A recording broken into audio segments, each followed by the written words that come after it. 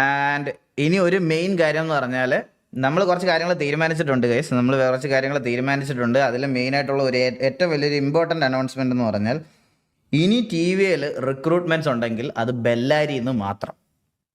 ഇനി ടി വിയിൽ റിക്രൂട്ട്മെൻറ്റ് ഉണ്ടെങ്കിൽ അത് ബെല്ലാരിയിൽ നിന്ന് മാത്രം. ആൻഡ് ടി വിയിൽ ഇനാക്റ്റീവ് ആവുന്നവന്മാരെ, സിറ്റുവേഷനിൽ വരാതിരിക്കുന്നവന്മാരെയും കണ്ടിന്യൂസ് ആയിട്ട് വരാതിരിക്കുന്നവന്മാരെ എടുത്ത് ബെല്ലാരിയിൽ ഇടുന്നു. ബെല്ലാരിയിൽ നല്ല എഫേർട്ട് ഇട്ട് കളിക്കുന്ന പിള്ളേരെ ടി വിയിൽ ഇടുന്നു. അതാണ് പുതിയ ഡിസിഷൻ, പ്ലെയർ എക്സ്ചേഞ്ച്.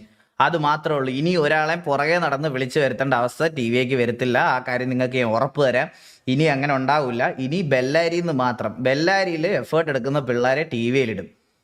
ടി വിയിൽ ഇനാക്റ്റീവായിട്ട് ഫൈറ്റ് സിറ്റുവേഷന് ഒന്നിനും വരാതിരിക്കുന്നവന്മാരെ എടുത്ത് ബെല്ലാരിയിലും ഇടും.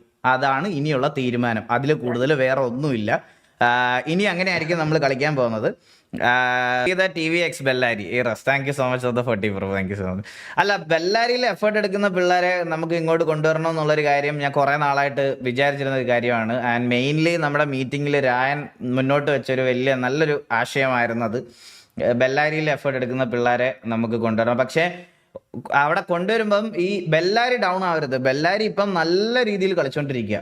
സത്യം പറഞ്ഞു, ബെല്ലാരിയുടെ ലാസ്റ്റ് 6 നിങ്ങൾ കണ്ടോന്ന് അറിയത്തില്ല. ബെല്ലാരി വേഴ്സസ് ഹെൽ ഫയർ അടിച്ച് വിഷയമാക്കി കളഞ്ഞ പിള്ളേര്.